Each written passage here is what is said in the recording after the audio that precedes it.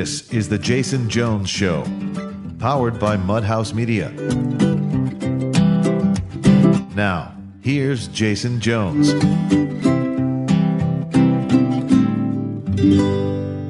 Aloha, everybody, and welcome to The Jason Jones Show. I am your host, Jason Jones, broadcasting from the beautiful hill country of Texas. Our guest today is Prime Minister in exile, Salih Hudayar. We have Prime Minister Hudayar on today to break down the long relationship between China, the Taliban, and Al-Qaeda, a relationship going back to the 90s and really even earlier. And why is this important? Well, it's important for obvious reasons for our national security, but it's also important because China has based its genocide against the Uyghur in the West. They say this is part of the global war on terror. They have 3 million Uyghur in concentration camps. They're harvesting their organs. They're put into forced labor, all as part of the great campaign against Islamist extremism. Meanwhile, they have been funding the Taliban and working with Al-Qaeda going back decades. So Prime Minister Hudayar is going to walk us through that. And then the conversation goes into a really deep and profound place. I ask that you listen all the way to the end. Also, our last show with a former intelligence officer giving us sort of a breakdown the past 20 years in Afghanistan was our fastest growing show ever. And it's we received messages from all over the world thanking us for that show. After you listen to this show, if you have not listened to the Afghanistan show, the last show with the intelligence officer, please go back and listen to that and share it. Give us 5 stars, like and review. The show is growing rapidly. But let's just get on with the interview. This episode is being brought to you by MyPillow.com. Go to MyPillow.com, click on the radio listener square, use the code Jones for deep discounts. It's also being brought to you by the Vulnerable People Project. Go to thegreatcampaign.org. Check out our work. And also Movie to Movement, our new movie, Divided Hearts of America, will be on Fox Nation this fall, and I can't wait to give you more news on that. But here we go, our interview with Prime Minister in exile, Salih Hudayar, on The Jason Jones Show.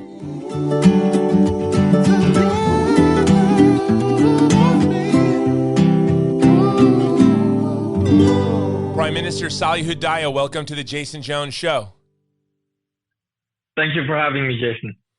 You know, the first question I want to get to, this interview is, you sent me a white paper listing, and I have an article coming out at the stream next week. You sent me a very detailed white paper listing the long relationship between the Communist Party of China, between the CCP and the Taliban, not only the Taliban, but also Al-Qaeda. The document was quite frightening.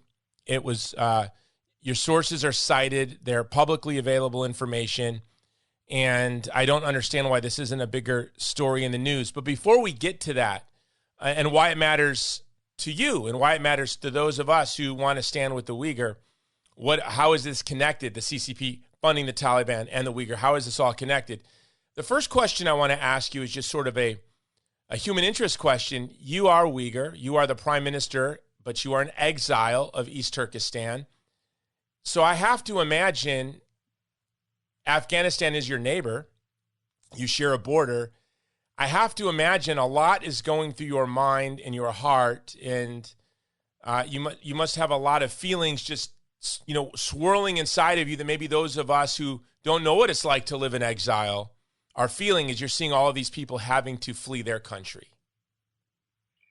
Yes.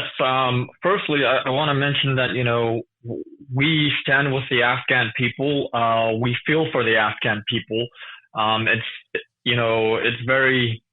It deeply shook us, seeing the images of the Afghan people, whether it was at Kabul airport or even, at their own national day, like August 19th is the 102nd Independence Day of Afghanistan from British colonial rule.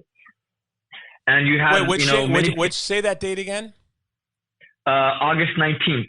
So in the midst of all of this, it was the anniversary of their independence. Yes. And on their Independence Day, you had thousands of Afghan people going out into the streets, waving the flag of Afghanistan, but many of them were, being shot at by the Taliban because the Taliban, surprisingly, well, not surprisingly, they despise what the Afghan national flag stands for. And so it was very shocking to see this. It's very shocking to see that the international community was not able to do more and, to help save the Afghan people and to help save Afghanistan from, this Taliban Islamist regime. And partially there's, various reasons why this happened, corruption in terms of, the present leadership of the government of Afghanistan, not the Taliban, and other reasons that, are difficult to explain and assess, being, thousands of miles, away from, what's going on, on the ground. But we stand in, solidarity with the people of Afghanistan, and we hope that the international community will, do more to help, the people of Afghanistan to ensure their safety, to bring peace and freedom. And when I mean peace and freedom, already you can see the Taliban repressing, going back to what they were before 2001, repressing basic freedoms of the Afghan people, turning it back into this backward society that, didn't exist. What many people don't know about Afghanistan is prior to, the Soviet invasion and really prior to the Taliban came into power, Afghanistan was actually a very modern society. It wasn't as modern as, like the United States, but it was a very modern society in terms of, the rest of its surrounding neighbors. I mean, women had rights, you didn't see women wearing burqas or anything like that. There was a lot of freedom back then, and this has only been, slowly stripped away by the Taliban regime, initially by the Soviets, then by the Taliban regime. And so you were starting to see Afghanistan slowly try to rebuild itself, following the fall of the Taliban in 2001. But now it's going in the opposite direction, and China is, the Taliban has called on China to support its, efforts to, quote, rebuild Afghanistan and solidify their control. Yeah, and that's what I want to, but first of all, I want to address what you said. There's these popular prejudices that we can hear where people say they assume that Afghanistan has always been like this, or in the same thing in Iraq, and they don't understand, or Iran for that matter, that these were countries that were modern, there were women's rights, people were protected, religious pluralism to a much greater degree was allowed to be expressed. And so we've taken huge steps backwards in the past several decades. And so we have to really make sure that we don't allow these campaigns that are designed to influence our perception and get us to support certain policy positions. And, this show is sponsored by the Vulnerable People Project.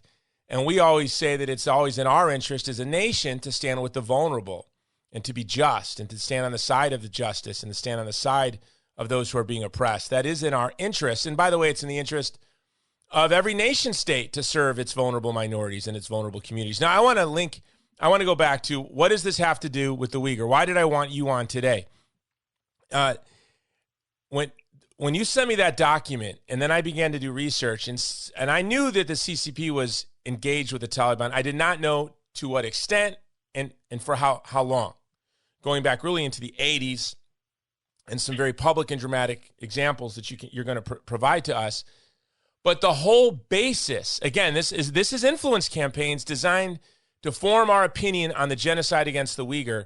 The CCP took advantage of 9/11 and said that this is part of the international war on terror, that there are 3 million people are in concentration camps, they have slave labor, and they're harvesting organs, all in the name of the war on terror, all in the name of fighting Islamism, Islamic extremism.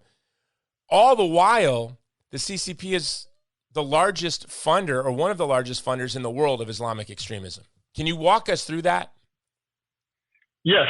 So with the fall of, like, during the Soviet-Afghan War, because of the United States closing, developing relations with China at that time, they were able to convince China to support the Afghan Mujahideen. In fact, they even set up training camps inside East Turkestan for the Afghan Mujahideen to fight against the Soviet Union at that time. Then in 1991, you had the fall of the Soviet Union. And to be fair, we have to be honest, we were there too, funding them as well. Yes. In 1991, you had the fall of the Soviet Union. And immediately with the fall of the Soviet Union, you had the Declaration of Independence by former, what was then formerly called West Turkestan, present-day countries of Kazakhstan, Kyrgyzstan, Uzbekistan, Turkmenistan, Tajikistan. And this gave hope to the Uyghurs inside East Turkestan who were struggling against, Chinese colonization and occupation, that, we could get our independence too. And so you had a beginning of a national movement, a renewed secular national movement.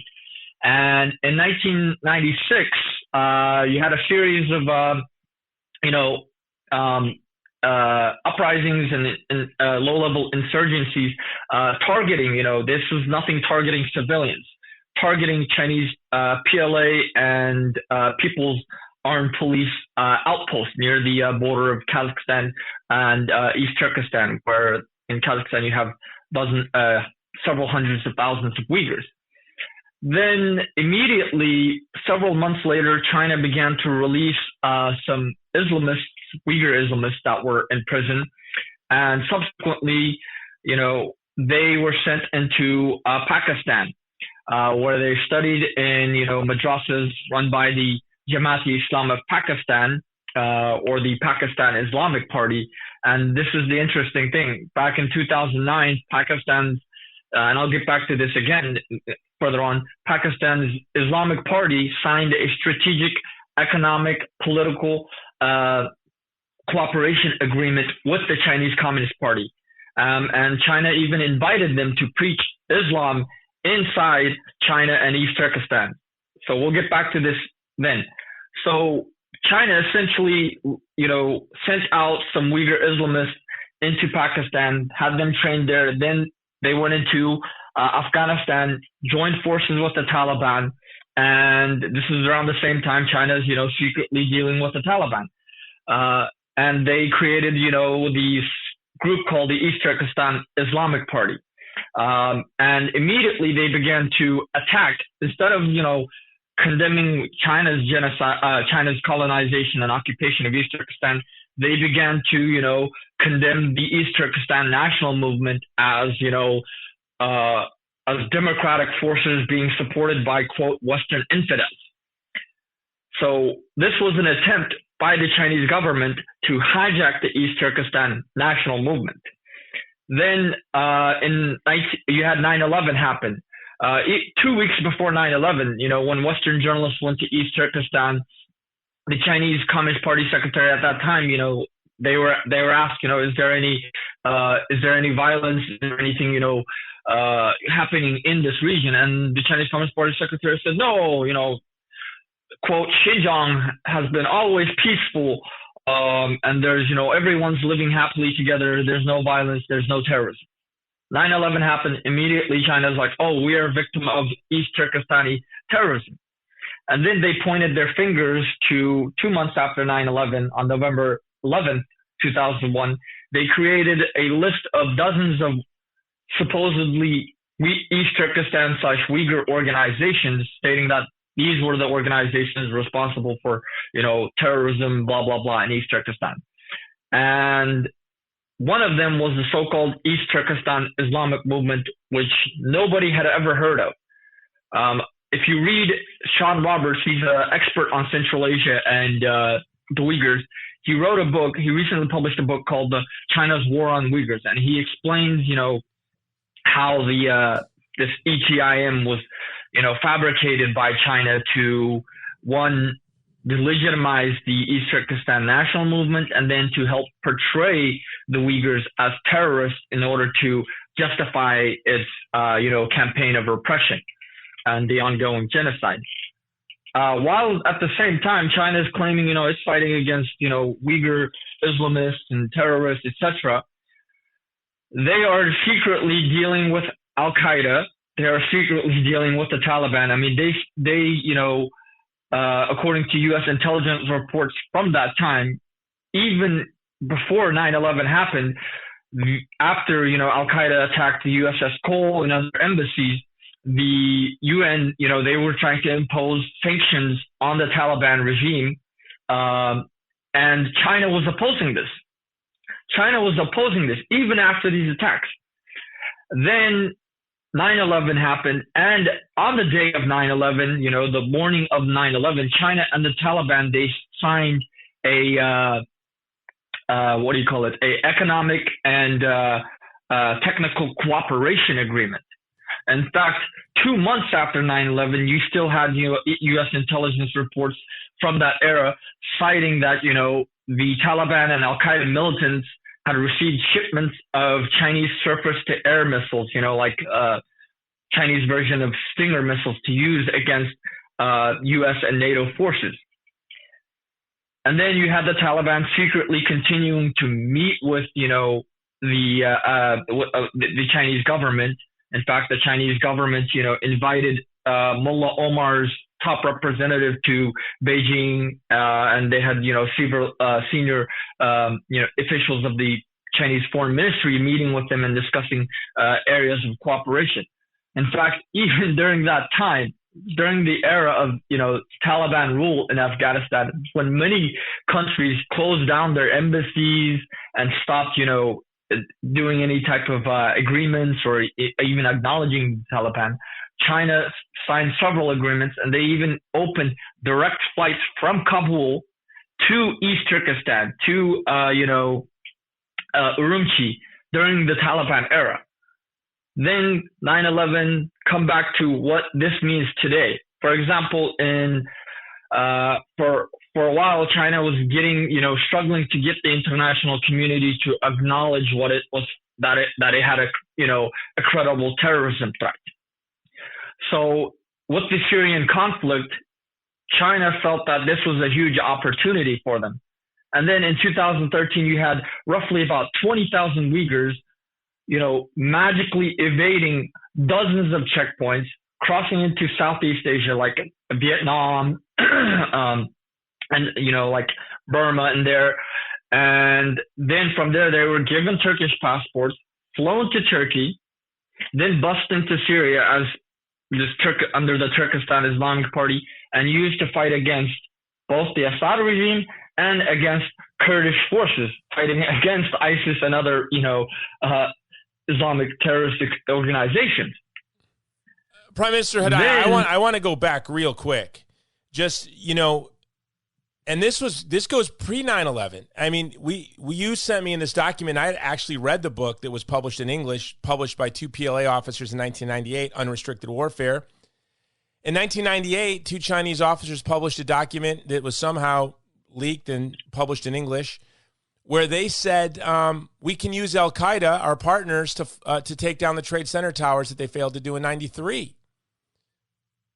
Yes, and this is something that many people at that time did not know about. This was after 9/11. I have the book, and I have the book in my hand. And if people don't believe it, it's at Amazon. Unrestricted Warfare. It's now been published in English from 1998. Two Chinese officers say our partners Al-Qaeda can be used to bring down the Trade Center towers. So an interesting fact is in 1997, the U.S. government, we think it's the U.S. government, we don't know for sure who, they replaced the Chinese flag at the World Trade Center with the East Turkestan flag for one whole week in December of 1997, during the week that East Turkestan was overthrown. The East Turkestan Republic was overthrown by the People's Republic of China. And when the U.S., you had a series of U.S. airstrikes against Al-Qaeda sites in Afghanistan in 1998 using Tomahawk missiles. Some of these didn't explode. So in 2002, based on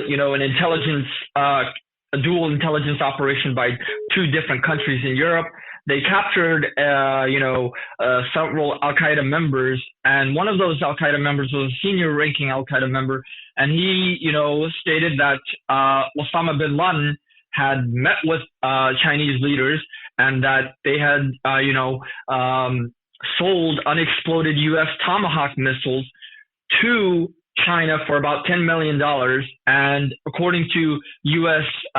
Intelligence reports, China, reverse engineered these missiles to create similar missiles for themselves.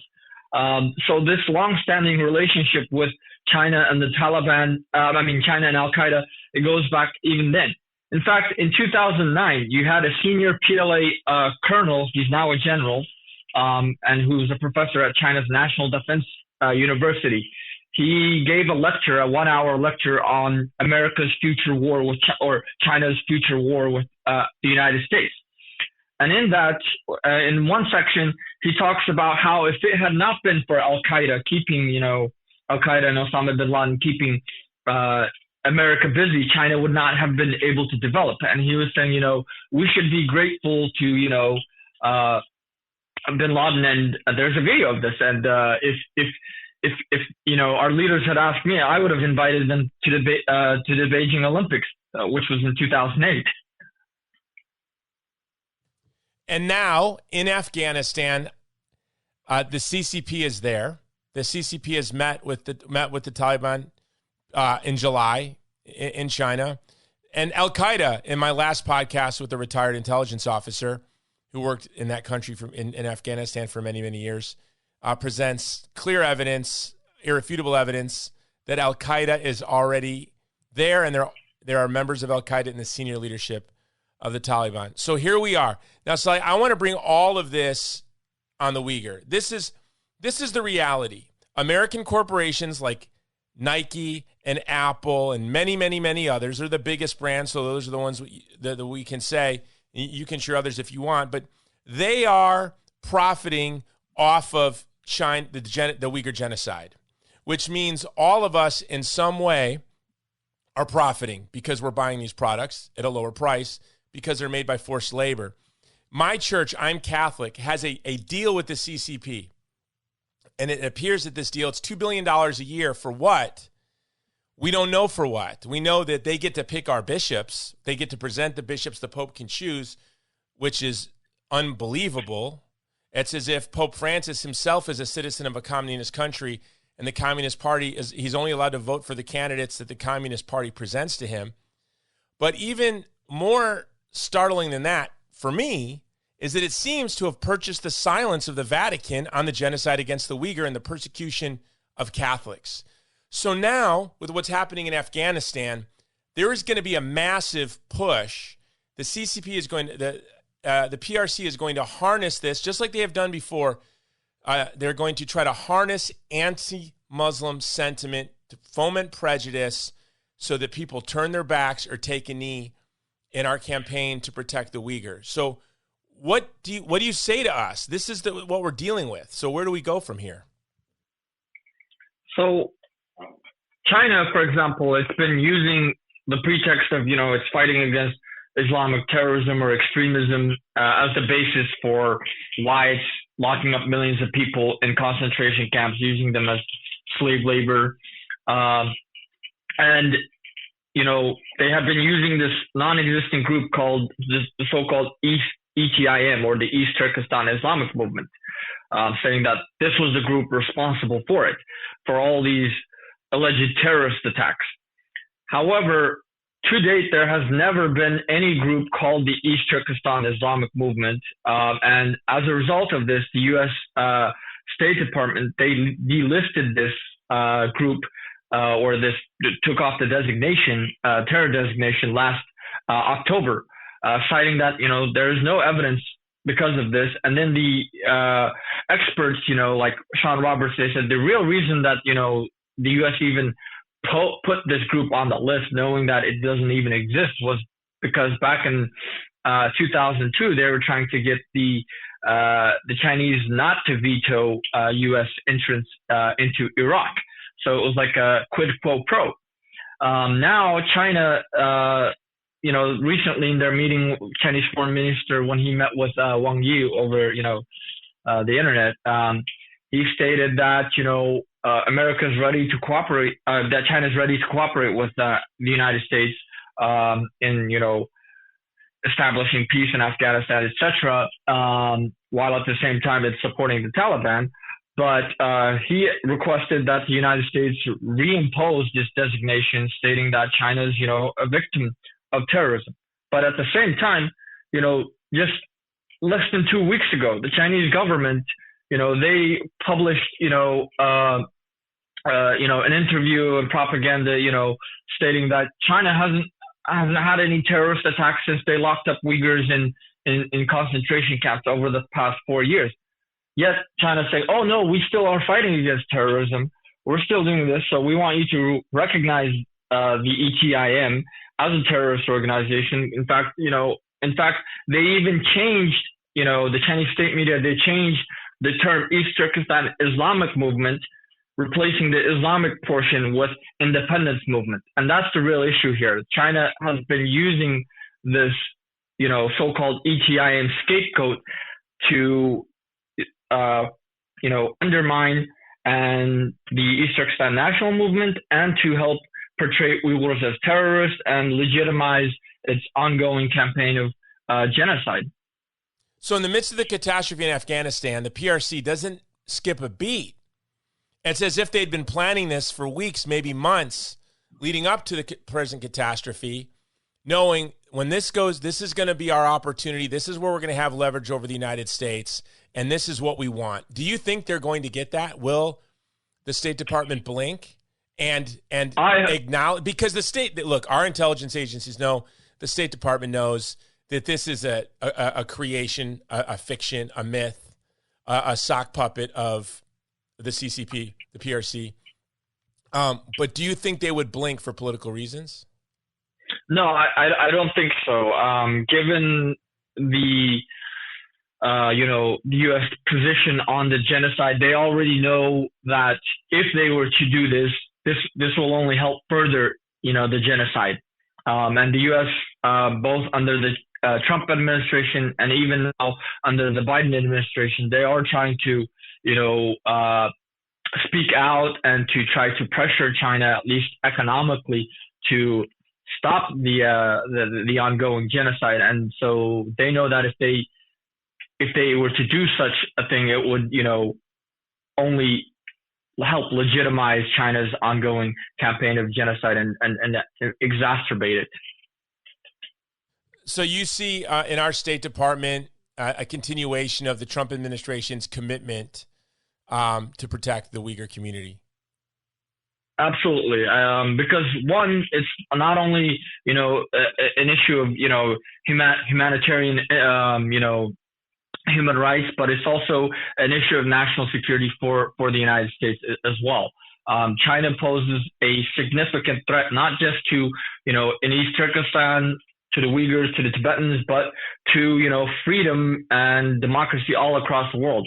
And if China was to if the U.S. was to bend to China on this issue, it will only, give the green light to other despotic regimes, including the Taliban, to engage in further atrocities against, different ethnic and religious groups. And we're seeing a new axis of evil that runs from Moscow, right, through now Afghanistan, through China. This is a new axis of evil that's being formed against the West and against freedom. Yes. Moscow, for example, Russia, China, Iran, they've signaled, and even Pakistan, they've signaled that they're willing to recognize the Taliban regime as the legitimate government of Afghanistan. And this is what's scary, because all these regimes, are in fact engaged in, supporting, terrorism to a certain extent in one way or another in other parts of the world. For example, Russia, Iran, they've been involved in supporting, terrorist groups in Iraq, in Syria, and so this is one thing. The Taliban itself is like essentially the creation of the ISI, the Pakistani intelligence service, and China's involvement in Afghanistan. The reason they want to do this is not just about the Uyghurs, but it's also about their own geopolitical ambitions. They want to use Afghanistan to expand their Belt and Road Initiative, which is essentially their geopolitical and geoeconomic strategy to ensure that China becomes the dominant economic, political, and military leader in the world.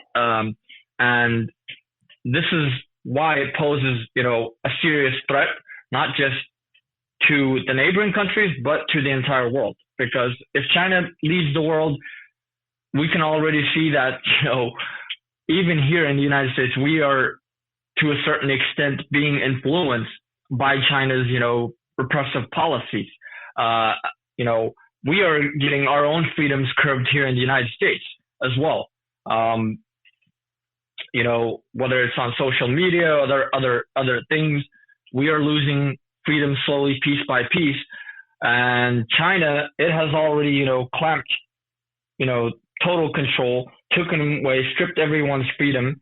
So democracy, freedom, and human rights across the world is at risk if China, becomes a global, like the leading global power. In the 90s, when there was the push for permanent most favored nation status for China, the talking point was, and I bought it as a young I was chairman of the College Republicans, and it made sense to me at the time.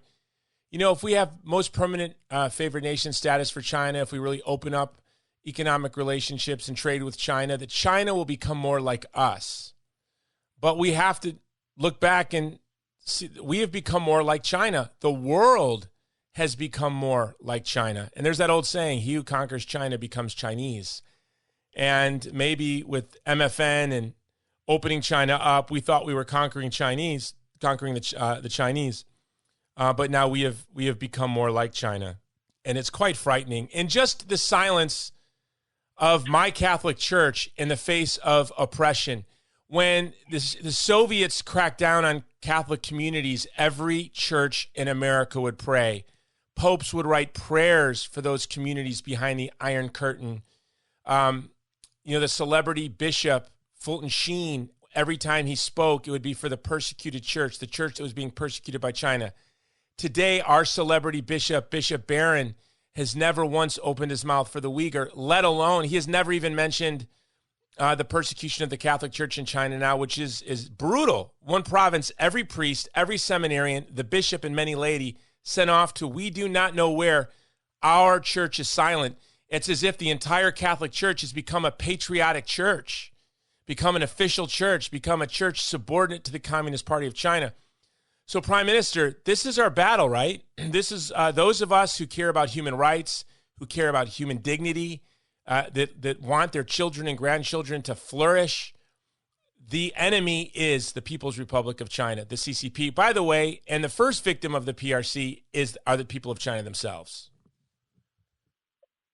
Yes, and so this is why it's crucial that, the international community, religious leaders, politicians, even people on the ground, we need to speak out. We need to get our voices heard. We need to put pressure on our state officials, our local officials, our elected representatives in Congress, our, executive leaders of the government to address, this issue in a more meaningful way. Because if we continue to remain silent, if we continue to, for example, I don't buy any products from Nike. I don't, drink Coca-Cola anymore because these are all companies involved in China's ongoing genocide in East Turkestan. And I don't want to support that. In fact, it was, like the South African apartheid. It was a people's movement, average people, not governments, because many governments at that time were impartial, let's say, to the issue. But the people on the ground, average people like you and me, they started engaging in boycotts. They started speaking out, urging their, elected officials, leaders to speak out against this and put pressure on companies, which ultimately put pressure on governments to act. And that's what we need to do. And by and large, the South African apartheid situation was resolved in a very peaceful way. There was no, violent, war or anything. It was resolved in a very peaceful way. Similarly, the fall of the Soviet Union, except for the Afghanistan situation, it was, resolved in a very peaceful way. And it's all about, the people speaking out against this and government speaking out against this and not bending to, oppressive regimes, to, ensuring that they can boycott them, they can, sanction them. We need to have at least a diplomatic boycott of the Beijing 2022 Olympics. That has to happen. If the 2022 Olympics happen, this is my prediction, they will be the last Olympics, because it will be such a scandal. We're going to make so much noise. It will be so destructive to the brand of the Olympics, which is peace and a universal brotherhood of man. And it'll be so destructive to the brands that sponsor the Olympics that the Olympics will be done. So the Olympic Committee needs to get the clue. I want them to move the Olympics. Olympics, or there will never be another. It's the end of the Olympics. I want you to name. Let me share this thought I had with you. About a week ago, I'm battling. Thank God for the mute button here. I have COVID pneumonia, so when I'm quiet, it's on mute and I'm coughing. But about a week ago, I'm battling COVID. My organization, we get inundated with requests from ministry partners and friends and colleagues. They need help getting people out of Afghanistan. So how am I going to help get people out of Afghanistan? I run a small little human rights organization. I'm a filmmaker with a podcast, and I write an article for a news site. That's it.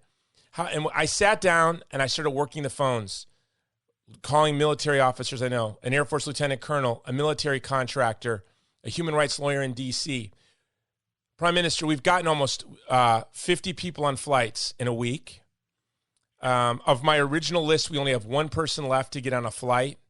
And by God's grace, tomorrow, thanks to large partners, private partners from the entertainment industry, from military contractors and a law firm, we're going to get 2 planes of people out tomorrow. These are just normal folks. And so, I'm so glad you brought the point.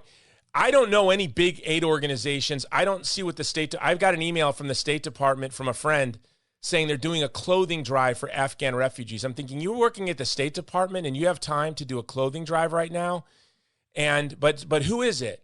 It's just regular folks that are mobilized, military veterans. I had a Marine captain say, you need to help me get my interpreter out of the country. By God's grace, the interpreter is now out of the country. These are, and now he's a doctor. He's a retired Marine captain, is a doctor in California, contacts me. He gets his interpreter out. So it's regular folks, right? It's regular folks. It's Rick's Cafe, if you have ever seen the movie Casablanca. This is who's getting stuff done. The guy behind the back door in the casino, those are the guys that are getting it done. So those of us who are listening, we're regular folks. You told us you don't drink Coca-Cola. I'm about to press mute because I'm going to cough. Give us the other brands that we should avoid.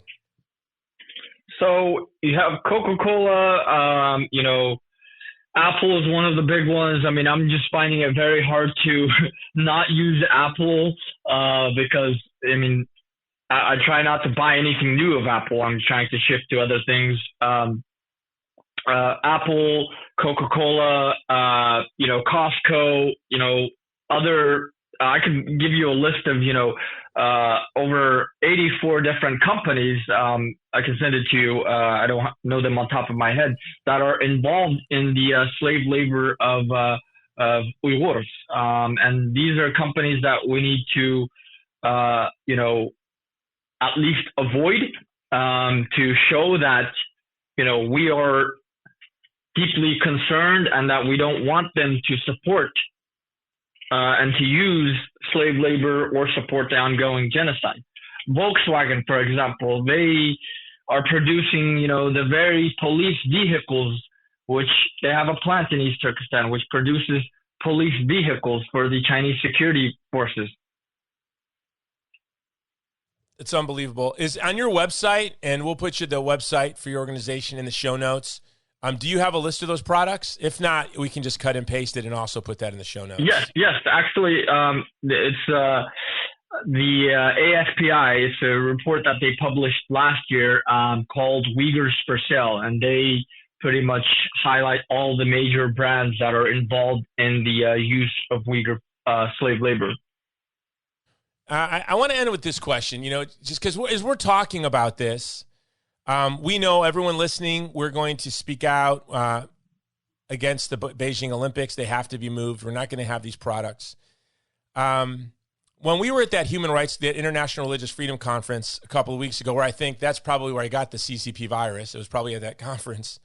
And but while we were there, I looked around, and I think I said to you and some of our other friends, there's two types. This event reminds me of the waiting room of an emergency room. There's two types of people here: the person who's been brutally injured and the friend that drove them. And we're friends. We're here together, but we're having two very different realities. So when most of us who are listening to this who aren't Uyghur, we're the friend. We cannot understand what you are feeling.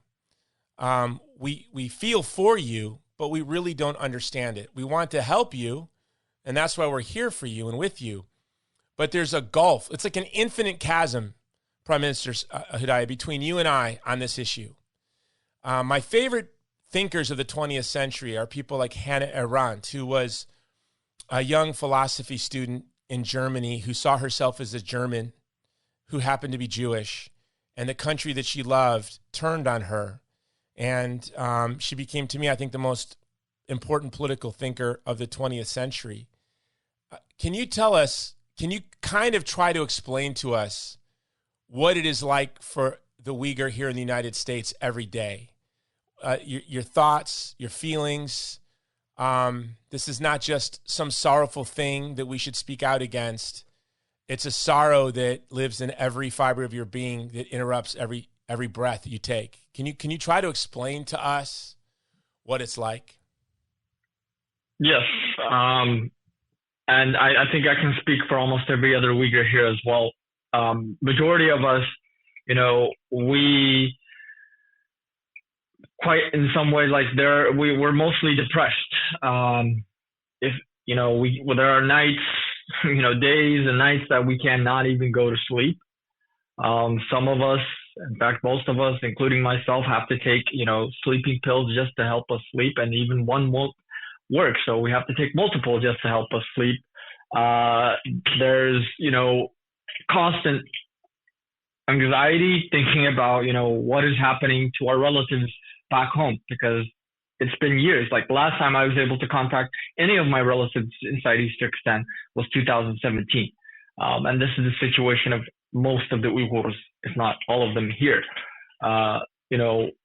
Just thinking about, and this is where I don't even want to think about it, but just thinking about especially the women in our family members, especially because, they're in the camps, they're in the prisons, and there are credible reports, testimonies by former, detainees that, are highlighting the fact that, these women are being raped en masse by Chinese security forces. And I don't even want to think about what's happening to my little cousins, to my aunts, to my nieces, to my, other female relatives that are in East Turkestan. So that's one of the things that, keeps me awake. And then we feel very helpless that we're not being able to do enough, that we're not being able to do enough to help them. And that's another thing. Like I try to, speak with members of Congress. I try to speak out to the media. I try to speak out to, average Americans, organizations like yourself, to try to, do something. It took us 3 years just to convince the U.S. government. They started locking up our people in concentration camps in 2014. It was only in 2017 that the world began to actually somewhat pay attention to it. And it took us a further 3 years from 2017 to late 2000 or early 2021 under the Trump administration, their last day, to get them to recognize what was happening is indeed a genocide. And despite this, despite the genocide recognition, there hasn't been any meaningful action. And I don't even want to think about, the people inside the camps, what they're going through. Many people are dying, and we're not even, hearing about this because there is no media. There is no other such things, As one Uyghur mother put, she said, the mothers in Syria, the mothers in Palestine, the mothers in other parts of the world that are facing conflict in Afghanistan and other places, they are more, they are more, they have more rights than me. They have more, they're in a better position than me, because at least, if those mothers, if their children are killed in the prisons, they will receive their bodies. If those mothers, if they, talk about their atrocities, there will be media to, hear their story. But for us, nobody hears us. This was a mother searching for her child. My son could be killed and I wouldn't know. I wouldn't even get his body, let alone being able to talk to the media about it. So I don't even know, what's happening. Plus, their organs, the organs of Uyghurs are being harvested. So this is the type of thing that our people are dealing with. And I don't even want to think about it, because I know that 4 of my relatives, I was lucky enough to find out that 4 of my relatives have been killed, through a family friend in Central Asia. But this was in 2019, 2020. But my other relatives, I don't know. I don't know what's happened to them. And, what I want to at least go back to East Turkestan to find that at least, if not all of my relatives, at least half of them are still there. And so for this, there needs to be stronger action by the international community, by average people. We need to apply maximum pressure as we can. Something you didn't mention, and it was telling to me that there was something you didn't mention, because most of your pain is caused by the thought of how your family is suffering. But the CCP is directly attacking Uyghur here in the United States. You were going in for a surgery. They were publishing cartoons publicly mocking you that they'd kill you while you were in surgery, and they knew you were going for surgery. I met a young woman at the International Religious Freedom Conference who had every day received dozens of messages from intelligence agents from China threatening her sister who's in a camp, saying we'll commute your sister's sentence from 16 years to 12 years if you come home and come to prison. So you didn't even mention that. Like, you are directly being attacked in the United States by the CCP, as are many Uyghur. And that's minor to you, because most of your pain and anguish is caused not by these obnoxious attacks here that you have to face directly, but thoughts of how your family is suffering in East Turkestan. I mean, for us, they can make those threats, they can make it all, but I don't think that, they'll be able to do anything to us here in the United States. I feel relatively safe in the United States, because, I doubt that the U.S. government is going to just sit by and let anything happen like that to its own citizen or any other, people in the United States. However, that's why I didn't really want to mention that portion, because, again, I deal with this too much, and I've just begun to ignore it, because I think it's one of the ways of their threats is to try to scare you into stopping what you're doing, and that's not going to happen. I mean, they can continue to threaten me all they want, but I'm not going to stop, because it's fear that's what caused us to be under this situation in the first place. We could have, our people, majority of the Uyghurs here in the United States, they are still fearful. They haven't been speaking out against, what's happening. They haven't been speaking about their family members because, again, the Chinese government calls them and tells them, oh, if you speak out, we're going to do this or that to your family member. And in fact, they were able to get many Uyghurs here in the United States and other parts of the world to come back to East Turkestan saying that, oh, we have captured, we have your parents here, they're in the detention center. If you want them to release, we'll release them if you come back.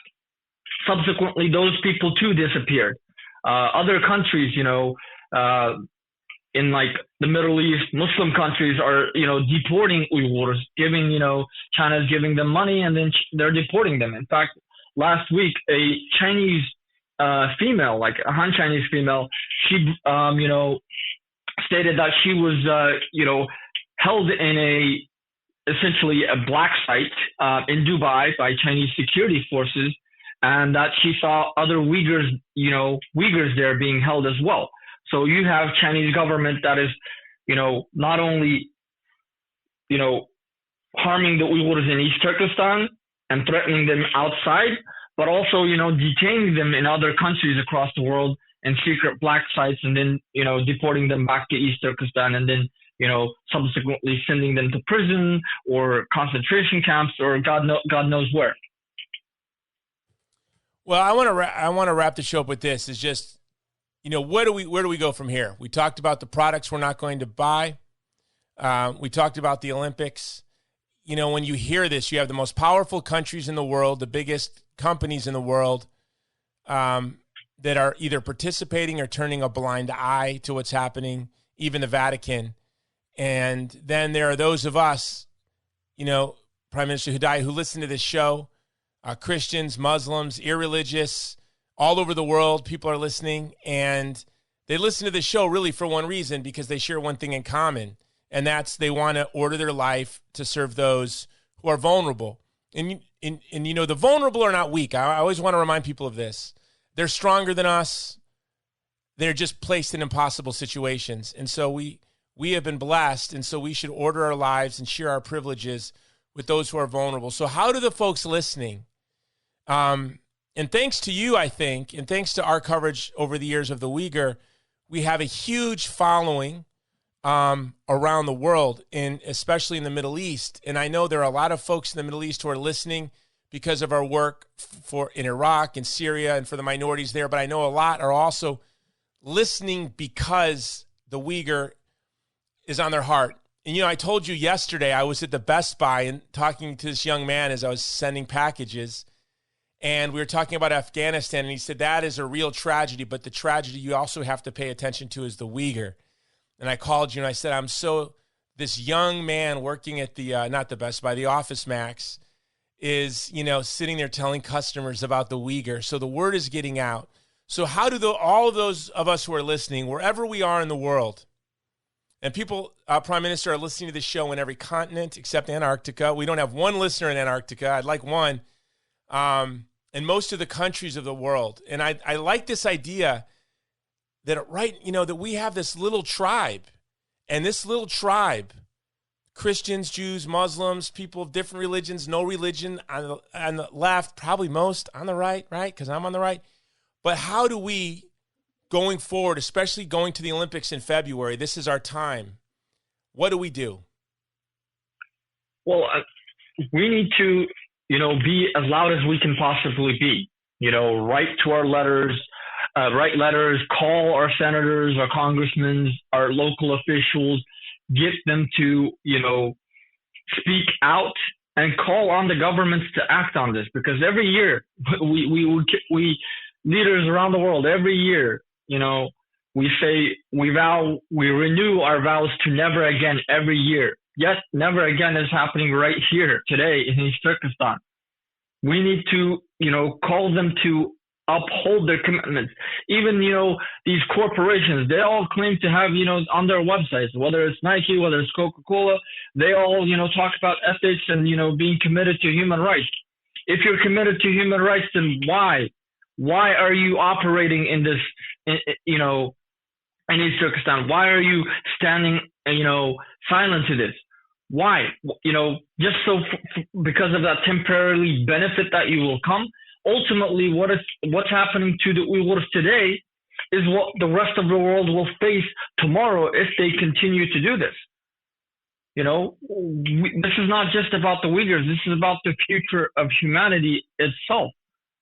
Because China is not just going to stop with the Uyghurs. Uyghurs are the enemies of today for China. Tomorrow, they'll just, create a new enemy. They'll colonize other countries. They're already threatening to, use force to take over Taiwan. They're already, stripping away every little bit of freedom that Hong Kong has. And, most of those freedom activists, most of the leaders are very pious devout Catholics. They're being rounded up. They're being disappeared. Hitler wrote, "No one cared about the Armenians. They will not care for the Jews." And the world turned its back on the Armenian genocide. And we saw a century of genocide, democide, and total war.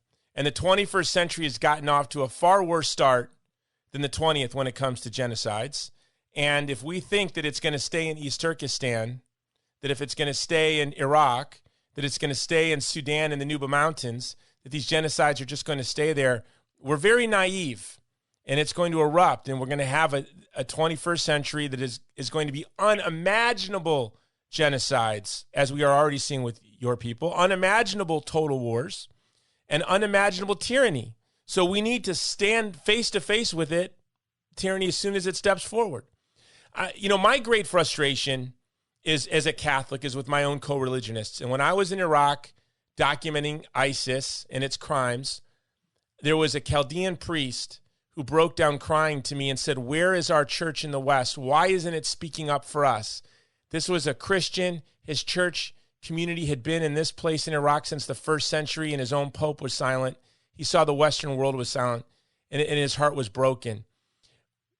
Is there something you'd like to tell our Muslim listeners? Saudi Arabia turned its back on the Uyghur.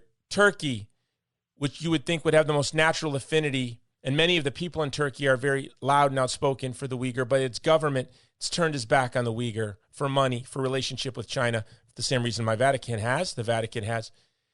Is there a special frustration you have with the silence from the Muslim community? And is there something you'd want to say to our Muslim listeners?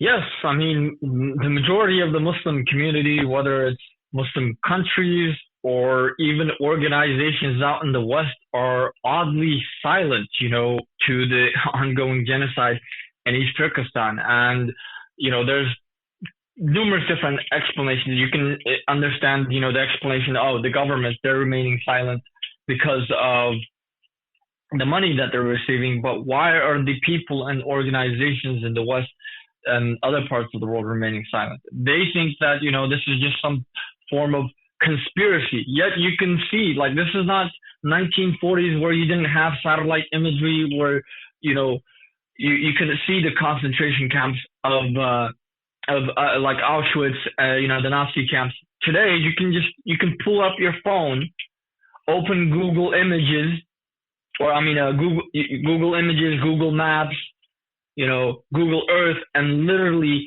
see these camps in person. You can literally see that there are, signs on airports in East Turkestan that says for organ transplants only, for organs only. You can see that the Chinese government is destroying, mosques and other religious sites, that they're burning, religious texts. Yet why are you remaining silent? This is something that we have not yet understood. The Muslim world has, by and large, stood silent, whereas, we're receiving support from Christians. They're the ones coming to our support. We're receiving support from Jewish people. They're the ones that are coming and speaking out for us, while our own Muslim brothers and sisters, who share the same religion with us, who in our religion says that we have a duty to, protect one another, to speak out against oppression if we cannot even act against it. Why are we remaining silent? And I want them to break their silence and at least speak out, talk about it, urge their community leaders, wherever they may be, their imams, to at least pray for them. You know, I've been kicked out of two mosques here in the DC area for simply asking them to pray for the Uyghurs because they were like, oh no, this is politics. Why is it not politics when it comes to Kashmir? Why is it not politics when it comes to, you know, Syria, when it comes to Palestine and other places? Why is it politics when it comes to the Uyghurs? Like, I've never what been the Imam means, what he means is, no, that's dangerous. And you know, it is always dangerous to stand with communities that are truly vulnerable. As you know, I won't share it on the air, I myself have been subject to harassment because of my speaking up for the Uyghur. So what the Imam is saying is, I'm a coward. This is way too big and too dangerous. Let me virtue signal on something that has no cost to me. And to be in solidarity our motto is on the show, to be in solidarity with the vulnerable is to become vulnerable. There's just no other way to truly serve the vulnerable without becoming vulnerable. And so that's why we're seeing people with a lot to lose, or they think they have a lot to lose, or they're afraid of losing whatever little they have. This is an issue that they're going to step away from. It's going to take courageous, noble, beautiful people, church by church, mosque by mosque, synagogue by synagogue. And I'm glad you brought up Jews, because I have two of my friends who are Jewish, are my most passionate advocates for the Uyghur. Brings them to tears every time they talk about it. And as I shared with one of my other friends, I said, he lost family in the Holocaust. I said that the best way you can honor your grandparents is to serve people suffering the way they did. You cannot save your grandparents. But what happened to your grandparents could animate you to save someone else's grandparents. And I think that's why you see some of this passion coming from the Jewish community. And to be fair, a lot of my Muslim friends are relentlessly committed to the Uyghur, but they're just all, they all seem, I threw a party in LA, and it was my friends, there were Jewish folks, they're Muslims, and it was just a very conservative, progressive, and one of my friends who was far left, she said, I'm really shocked at how diverse your friends are. And I said, the truth is they're not diverse at all. They look diverse. They have different religions. But to me, they all share the same, at the core, unique, thoughtful. They're unique, they're beautiful, but in kind of the same way. And that's who's coming together for you, Prime Minister Hudayar. I find the most noble and beautiful people are the group of folks that are coming together around the world to stand with you to make sure that this tragic genocide is ended, and I'm hopeful. Thank you, and God bless you, Jason, for everything that you have. You know, it's been 3 years since I first met you, and we are, truly grateful for your support in reaching out and connecting us with, various people's organizations and individuals across the world, here in the U.S. and across the world, to speaking out on our issue. Believe it or not, you are very popular, at least in our diaspora community. And everybody is, truly grateful for you, because you're literally one of the few people that has been committed, that has not changed from day one, over the past 3 years, that has always consistently stood by our side. And that's what gives us the most hope, is that we have true friends like you. Well, Prime Minister, when I first met you, I said I'm going to be with you. I wasn't sure if the Uyghur issue was something that my organization was meant, could be useful toward, because a lot of what our focus was on is helping communities that were directly impacted by U.S. foreign policy and our mistakes. And as has become evident, there's a lot of communities that have been directly impacted negatively by our foreign policy mistakes. If you don't understand that, turn on your TV. And I didn't really understand how we could work together, but as you shared with me, and then I saw the involvement of our corporations and just the immense crime. And I will say I was skeptical at the numbers, and I was skeptical at the accusations against the CCP. The advantage they have is their crimes are so horrendous. A normal human being is going to say that's just not true, right? That's That's just, no, come on. That's just not true. But I took the information you gave me. I did a lot of research on my own, and I was startled to see, first of all, that it was worse than you could even imagine, that these crimes were happening. And then as I went around Capitol Hill and met with members of Congress and others, I was startled at how many members of Congress would look me in the eyes and say, "The Uyghur, what's that?" This was just, 3 years ago. And so as I promised you, once we came on your team, we're here till the end, and I cannot wait till we're all together in East Turkestan. And that is going to be a beautiful day. And I know that day will come. St. John Paul the Great, he lived through the invasion of the Nazis. He lived through the invasion of the Soviets. He said that he never despaired. When the Nazis came in, he knew they'd be gone. When the Soviets came in, he knew they'd be gone, because he said, evil is a deprivation. It's a privation. Evil is a privation. It's the absence of being. So ideologies of evil, like the ideology that animates the PRC, their seeds of their own destruction are within them. What we want to do is hasten. We want to hasten their retreat. We want to speed up the independence of East Turkestan. And Prime Minister Hudayar, we're with you till the end. Thank you, and God bless you, Jason. And I pray for your speedy recovery to you and your family. All right, thank you, sir. I'm going to wrap this up, and I look forward to talking to you soon. Thank you. Likewise. God bless. God bless. Sorry, guys, that cough got on the air. I want to wrap this up. I just want to say that there was something really profound in what Prime Minister Hudayar said, with the mosques not even wanting to talk about it because it's political. I find that whenever there is a pressing issue, to stand with the vulnerable is dangerous and comes with risk. They label it political. Whenever you can feign concern for a quote-unquote vulnerable community that increases one's social prestige, then people are quick to rush to do that. And the mission of the Vulnerable People Project, which sponsors the show exists for one reason.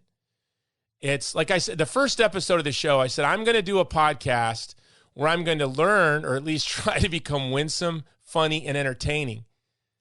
So when you're not paying attention, I can talk to you about the most vulnerable communities in the world, because I know building a large audience, talking about genocide, democide, and war every week, that is impossible. I would never listen to a show like that, and I've written 2 books on genocide, democide, and war.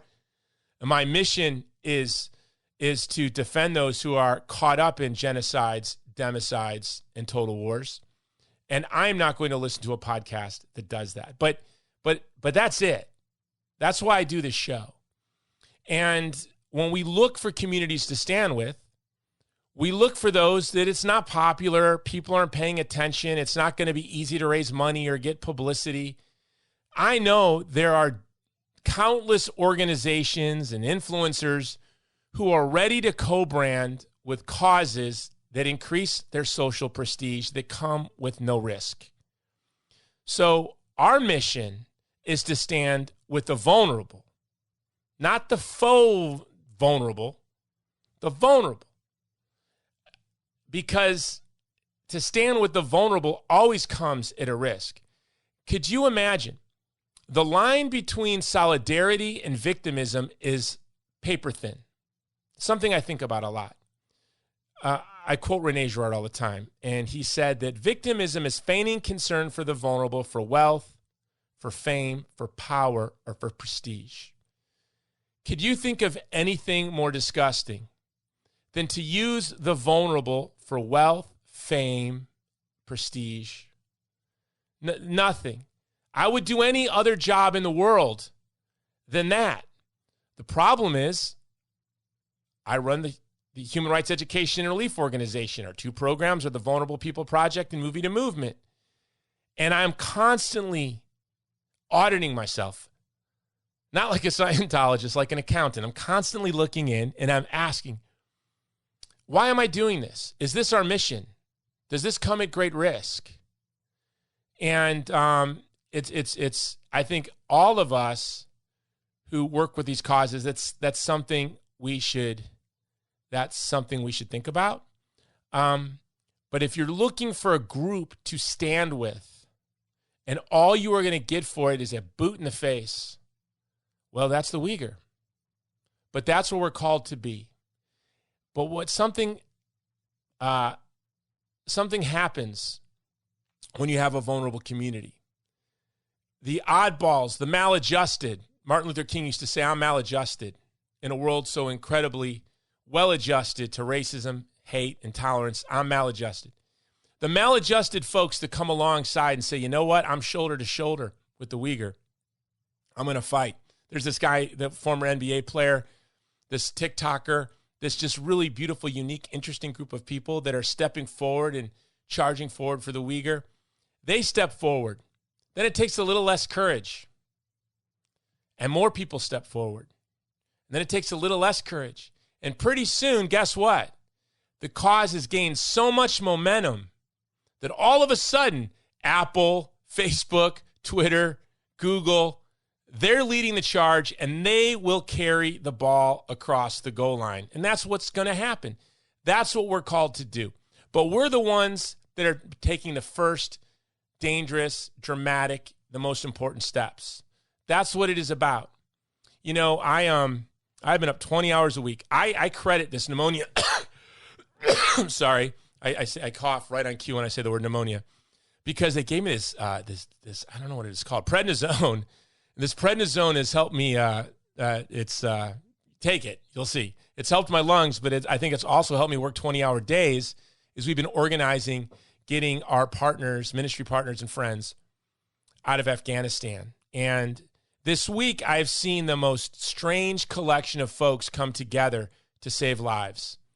And so what I'm seeing in Afghanistan is like a snapshot of really what's happening in the world with all of those who are ordering their lives to serve the truly vulnerable. I thank you for listening to this show to the end. Most people only listen to podcasts for 10 minutes, and 80% of our audience listens to the end, which is something that shocks my producer. He doesn't understand it. I thank you for listening to the end. I want, become a part of our team so I know you're there. Even if it's $1 a month or a $2 or $5 one-time donation, that will get you on our list. You'll get our emails, or you can just go to thegreatcampaign.org and sign up to be added to our email list, where you can stay up to date with my writings, my TV appearances, and all of the other things that we're doing. I've been getting so many emails from folks. I've been sick for now. I think I'm almost on day 30. I'm sorry again, guys. Day 30 with this COVID and COVID pneumonia. The COVID was only maybe about 2.5 weeks, but then I got, and then I got pneumonia right after. So I've got so many emails and messages to get caught up on, but I'm just so grateful for everyone who has been listening to the show. It's growing so fast, that's been sharing the show, and to see it grow all over the world and to get messages from all over the world is something so beautiful, because that was my vision. I thought, my teeth itch at the thought of children dying in drone strikes in Yemen. My teeth itch. My teeth hurt that people in the Nuba Mountains of Sudan, where one of my best friends lives, and he's lived for 20 years serving those folks, have to run into the caves. They can't farm, so then they starve because of the barrel bombs that are dropping from Khartoum. My teeth itch at all of this. And I'm restless because of all of it. And I'm only not restless when I'm being useful in some way. So I think that that's what this tribe is. We're a tribe of folks whose teeth itch. And unless that we're leveraging our privileges to serve our brothers and sisters who are stronger than us, smarter than us, more beautiful than us, more intelligent than us, more moral than us. But they've just been placed in impossible situations. So join our team. Go to thegreatcampaign.org. Become a one-time donor, become a monthly donor, or just sign up to be on the list. And also, as always, this episode has been brought to you by mypillow.com. They have a great special on the Giza Dream sheets. Let me tell you, my wife and I come from different backgrounds. I was not raised, and my wife was raised, upper middle class, maybe a little better than that. My mom had me when she was 16, and she was a waitress. And a lot of brothers and sisters. Oftentimes, we had bread sandwiches with just pickle juice because there were no pickles left. Did you guys ever have that? You go in, you were lucky. If there was pickles and mustard, and bread, you're a king. Sometimes, though, you just got the mustard sandwich. Sometimes you just got the pickle sandwich. And my wife says to me, we were on a vacation. We went to the Big Island of Hawaii, and there was an $8 cup of coffee. And I had to get it. I've never heard of an $8 cup of coffee in my life. And my wife said, why in the world do you poor people, why do you waste your money on stupid things like $8 cups of coffee? Now, this is my wife who would go on the Queen Elizabeth II on her summer vacations. Go all over Europe. By the way, her father was a great film editor, earned everything he had, and he adored my wife, and he gave her a beautiful life. I don't begrudge it. She was on the Queen Elizabeth II when she was 9. Me and my best friend built a raft from fence posts we ripped down from a plaza that we tied together, and we put in a reservoir, like runoff from the roads, right? So me and my friend are on a homemade boat thinking we're Huckleberry Finn on a raft. By the way, I'm going to get to pillows. Trust me. We're like Huckleberry Finn on this raft in sewage in Chicago, and my wife's on the Queen Elizabeth II. Okay, so these are our differences. And she's like, why do you people, you people, spend $8 on a cup of coffee? And I thought about it, and I said, oh, I know why. Because we're not on the Queen Elizabeth II for a month, okay? But we can go pick bottles for 6 hours along the highway like I did as a kid, and I can go get myself a pepperoni pizza, which I would do as a kid, and sit alone with a pitcher of soda and a pepperoni pizza at JJ's, and I was a king. I was covered in sewage because I had just been rowing in a runoff reservoir off the highway with my friends in a boat made from posts we ripped from a fence and tied together with yarn, twine. And then we were kings. So yes, where am I going? Not all of us can afford a Tempur-Pedic bed. We can't all afford these great luxury products. We can all have the best pillow in the world. My pillow is the best pillow in the world. There is no excuse. All of you should have it. And you can say, I got the best pillow. Jason Jones, I have the best pillow in the world. I have the best sheets in the world, the Giza Dream sheets. And now there's a special on Giza Dream sheets this week. And I am telling you now, the mattress topper is the best. It's an investment, but it's the best. And there's deep discounts. Go to mypillow.com, click on the radio listener square, use the code Jones, and you will have in your house the best pillow in the world, and for a great price. All right? If you thought that was a strange commercial, I blame the prednisone and the COVID pneumonia and the COVID brain. Thanks for being a part of the show. Until next time, it's the Jason Jones Show. Be vulnerable. This has been the Jason Jones Show, powered by Mudhouse Media.